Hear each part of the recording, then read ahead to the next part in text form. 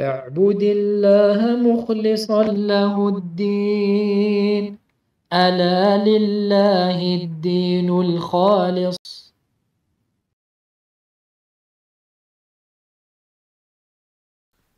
الحمد لله وحده والصلاة والسلام على من لا نبي بعده وعلى آله وأصحابه أما بعد.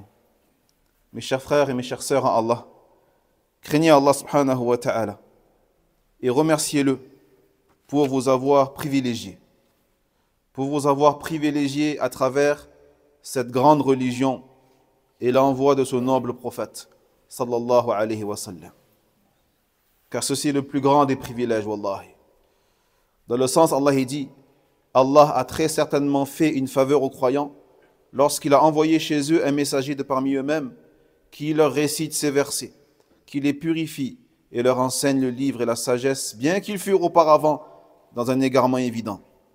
Cette religion avec laquelle est venu notre prophète sallallahu alayhi wa sallam de la part d'Allah, c'est la religion de la charité. C'est la religion de la bonté, du bien, de la bienveillance, du bonheur pour tous les êtres humains. L'univers n'a pas connu une religion plus complète, plus parfaite, plus simple que cette religion monothéiste qu'est l'islam. Religion à laquelle Allah Jalla wa Ala nous a recommandé de nous cramponner jusqu'à la mort. Jusqu'à la mort. Dans le sens, Allah dit, ô croyants, craignez Allah comme il doit être craint et ne mourrez qu'en étant des musulmans. Ibrahim et son fils Ismaïl alayhi salam l'ont aussi demandé pour eux et leurs descendants en disant, ô notre Seigneur, fais de nous des musulmans et de notre descendance une communauté musulmane à toi et montre-nous nos rites.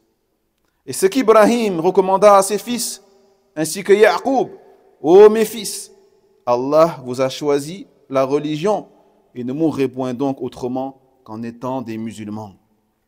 Donc l'islam, qui est la soumission à Allah à travers le monothéisme et la servitude à Allah par l'obéissance et le délaissement de l'association et le désaveu de ses adeptes, c'est la religion de tous les prophètes.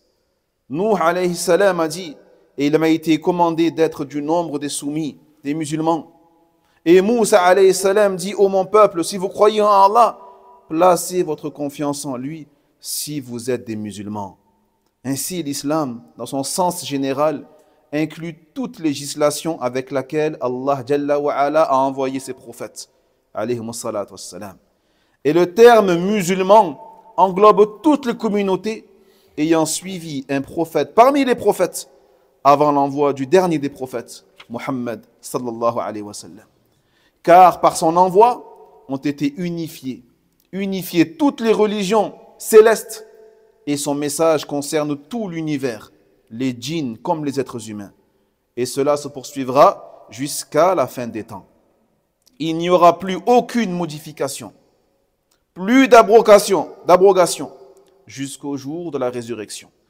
Et Allah subhanahu a ordonné à toutes les créatures de suivre l'islam de Muhammad sallallahu alayhi wa sallam et de lui obéir.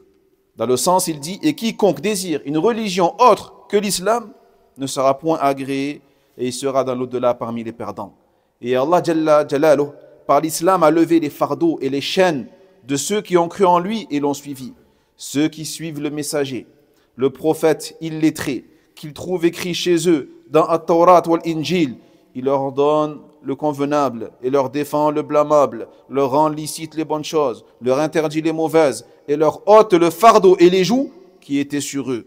Ceux qui craignent, ceux qui croiront en lui, le soutiendront et lui porteront secours et suivront la lumière descendue avec lui, ceux-là seront les gagnants.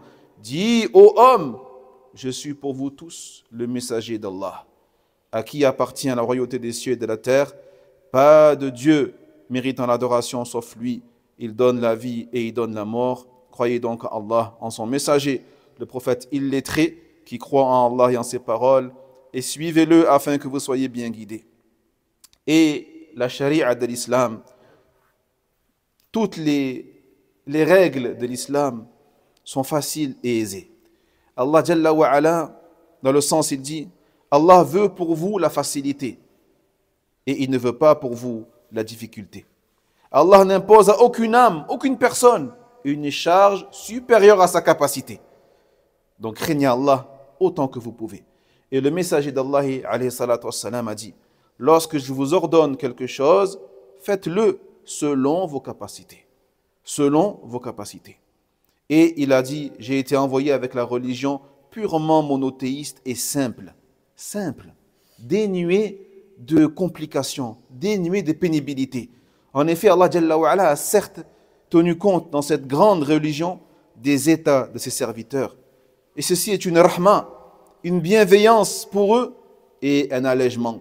Il a légiféré pour chaque situation ce qui lui convient. Par exemple, il a autorisé aux voyageurs de rompre le jeûne pendant le mois de Ramadan et de le rattraper le jour où cela lui sera plus facile de jeûner. Il lui a autorisé de raccourcir les prières de 4 unités à 2 unités. Il lui a permis de réunir 2 prières à l'heure de l'une des 2.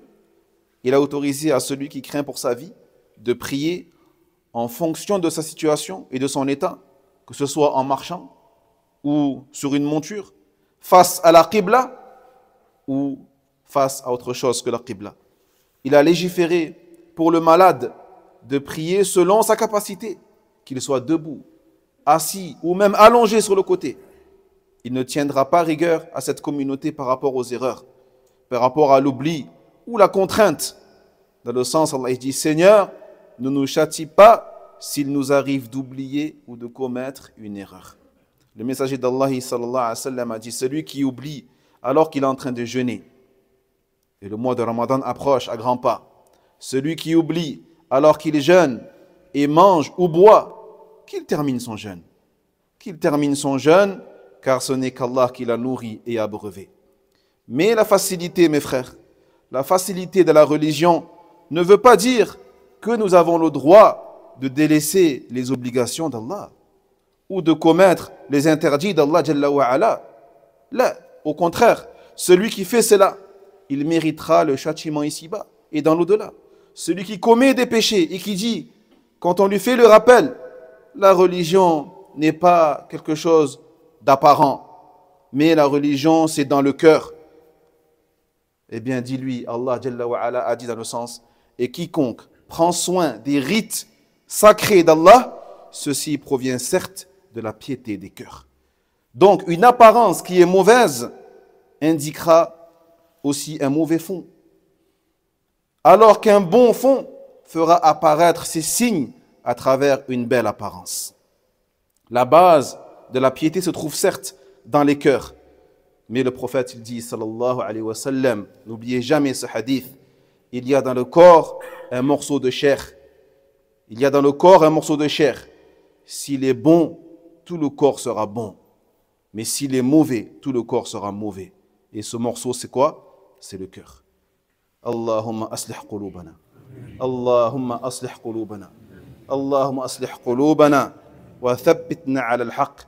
Allahumma thabbitna ala dinik.